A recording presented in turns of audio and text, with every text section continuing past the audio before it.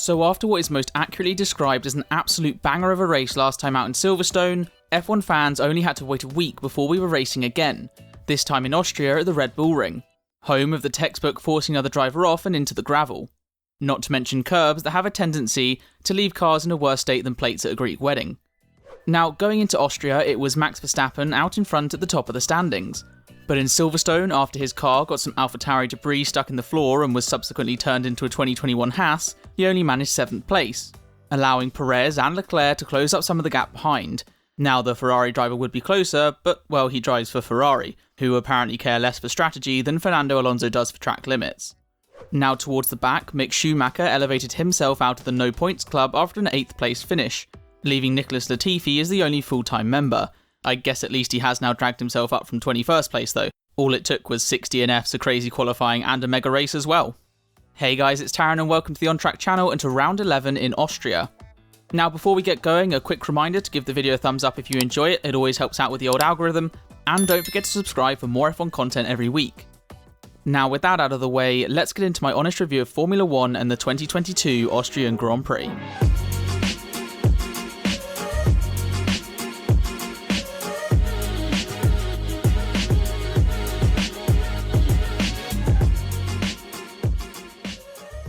Into the build-up then, and the first thing was the format of the weekend. As for the second time in 2022, we had ourselves a sprint format. So that's FP1 Friday, qualifying Friday, FP2 and the sprint on Saturday, and the race on Sunday as usual, with a team like Ferrari hoping it goes a little bit better than it did at the last sprint weekend. Over at Mercedes, and the media were taking time to digest Lewis Hamilton's comments after Silverstone, as the Brit casually pointed out that two cars can go side by side through COPs, comparing his lengthy battle with Leclerc in 2022 to his, well, not quite as lengthy one with Verstappen, with the exact moment caught on camera that Charles told Max you could go on the outside and not get sent to the Shadow Realm. Though actually now I think about it, it's probably the reaction to being told that Leclerc wasn't boxed for softs. Sorry to twist the knife, Ferrari fans. But as it turned out, it wasn't long before the Dutchman got his own back, as come the Thursday press conference he unleashed all the sass with his response, saying how amazingly at 37 years old a driver can still learn how to hit an apex. And actually, now that I've mentioned Verstappen and Red Bull, it brings me nicely onto more of their news, which was something that Helmut Marko said. I mean, you already know it's going to be something golden just from that. But the quote was along the lines of calling Perez a perfect teammate for Verstappen, and get this bit, it's because he doesn't try to fight him. Yeah, I wonder why that is. And keeping on the topic of Red Bull, there was an interesting interview from Sergio Perez with The Race, with the Mexican saying how over the 2022 season the development of the car has been going away from him. Can't possibly imagine who it's going towards then. And for anyone that wants to say I'm just hating on Red Bull, I didn't say either of those two things were wrong, they're just funny. Into FP1, and if it wasn't obvious we were at the Red Bull Ring, well it was now, as the army of Verstappen fans lit the flares, wasting no time to turn on the orange mist. Then, just a few minutes later, it was a mistake for Sergio Perez, as the Mexican made a detour into the Turn 4 gravel, deciding that he liked it so much last year he'd waste no time getting back into it. Elsewhere, at McLaren there were issues for Lando Norris, as his car went into limp home mode on the very first lap, and while it could be a problem, it could also just be the McLaren's pace this year. But as the session went on, the issues got worse, as his McLaren came to a stop a few minutes later, with the young Brit forced to pull over and jump out of the car. I feel like the phrase bad to worse is probably quite accurate here. Well, as it turned out, it was bad to worse, as with one car on a low loader, there were issues for another, as Ricciardo's rear wing was busy doing the Harlem Shake and making the car impossible to drive. But anyway, after the red flag for Lando's car, everyone else was back out to set lap times, until they were sent back in again. This was due to another red flag, not for a car, but for some rubbery plastic thing on the track. But after that red flag was complete, it was flying laps all round, with a sprinkle of final sector traffic, as Max Verstappen's onboard showed us the show that was F1 cars all queuing for a flying lap. But despite that, it didn't stop the Dutchman from ending the session at the top of the times, with over 0.2 to Leclerc and then Russell behind. On to Friday qualifying now, and the early theme was track limits, with Carlos Sainz running wide at the exit of turn 10.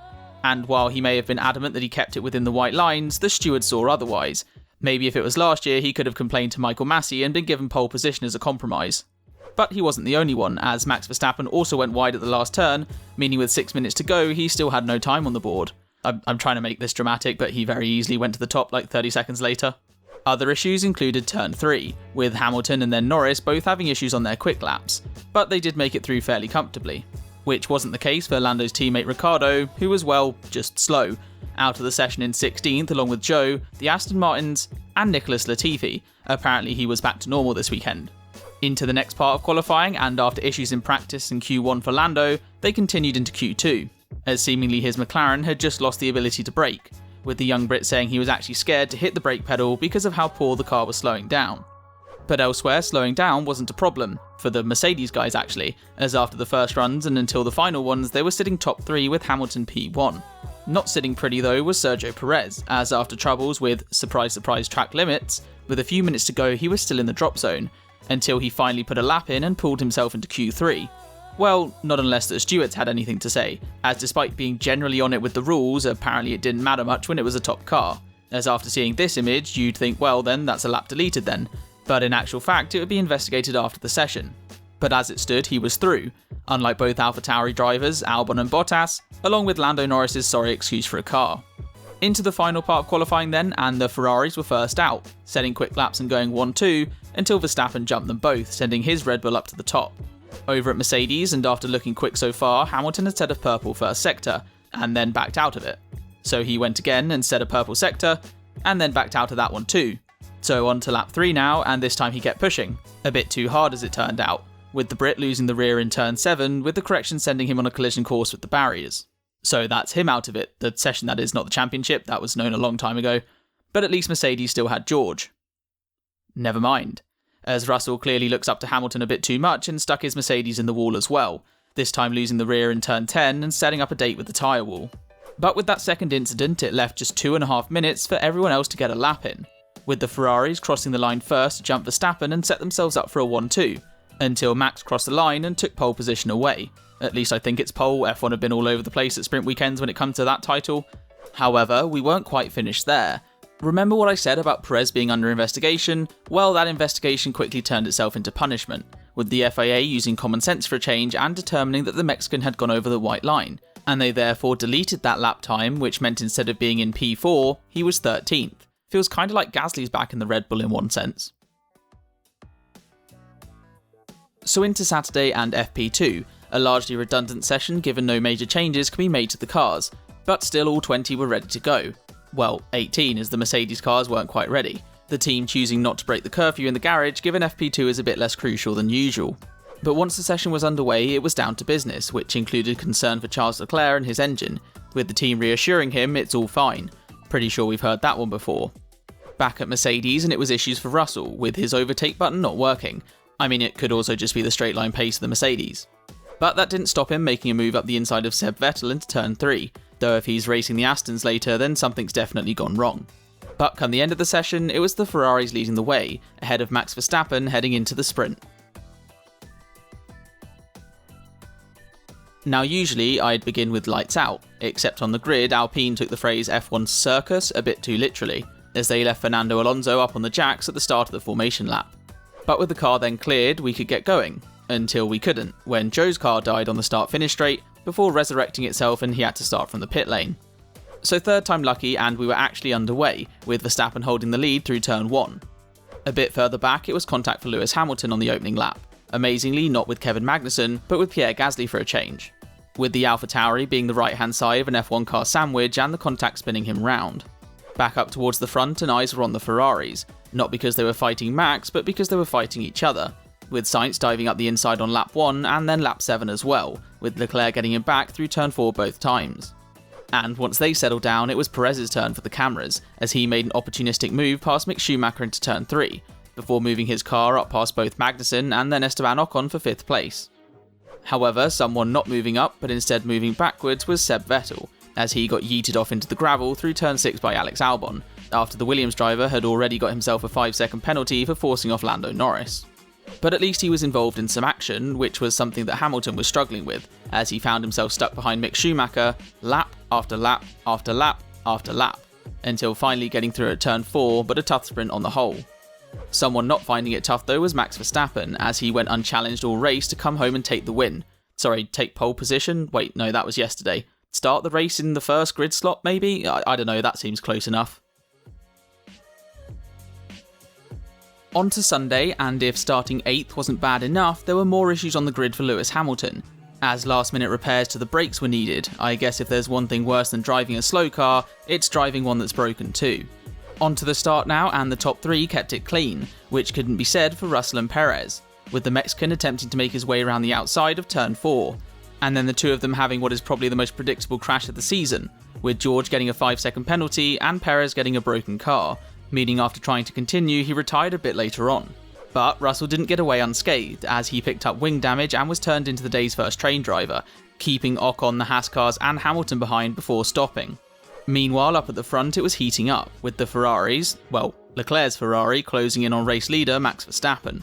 And on lap 12 into turn 4, Charles sent one up the inside and took the race lead. And I've got to say, hats off to that move. Further back, and it was Hamilton's turn to finally make some progress, as he squeezed his way past Mick Schumacher through turn 7, and then got past Magnussen on the next lap at turn 4.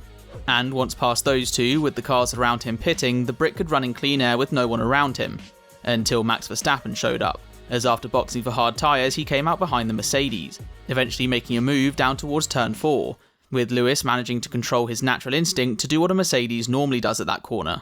A few laps later at Ferrari we got news of the planned strategy, with the team electing for plan E for Carlos Sainz, though given its Ferrarian strategy I would presume the E stands for existential crisis. And while that was going on, the cameras were focused further down at the midfield, with a not 1, not 2, not 3, not 4, but 5 car battle heading into turn 3. This one on lap 24 providing more action than an entire French Grand Prix weekend. But back up at the sharp end, and it was time for the Ferrari pit stops, with Leclerc and then Sainz being brought in on consecutive laps, with the tyre age graphic seemingly unable to cope with the change in order, still probably more useful than an AWS overtake difficulty predictor. But with the fresh tyres, Leclerc could chase after Verstappen, and that's exactly what he did, making the move up into turn 3 and retaking the lead of the race. Someone else making moves a bit further back was Fernando Alonso, as after Yuki Tsunoda squeezed him onto the grass, the Spaniard made his way through, also having time to scold the young driver like a dad would his son, though actually Fernando is old enough to be Yuki's dad, so maybe it's an appropriate telling off. And someone else in need of a telling off was Pierre Gasly, as he decided to seek revenge for all the ruined Red Bull races and send his car up the inside of Vettel in turn 4. And if you've been following, you'll know exactly what happens when two cars are side by side there, which is of course the outer one being sent spinning off into the gravel, with Seb Vettel falling victim this time round. But for the incident, Gasly received a 5-second penalty to go on top of the one he'd already got for exceeding track limits. However, he wasn't the only car with some issues, as towards the back, right at the back of the pack, Latifi's car was having enough, with the team deciding to put an end to their misery and retire the number 6 Williams. I won't lie, I didn't even notice he was in this race. But back to the front now, and after a second set of stops, Max Verstappen had undercut the Ferrari of Charles Leclerc. But with fresher tyres, the Monegasque closed up to the Red Bull, where we set for a fight like Austria 2019, like the ones in Bahrain and Jeddah earlier this year? No. Charles very easily switched back at turn 3 and drove past Verstappen and into the lead.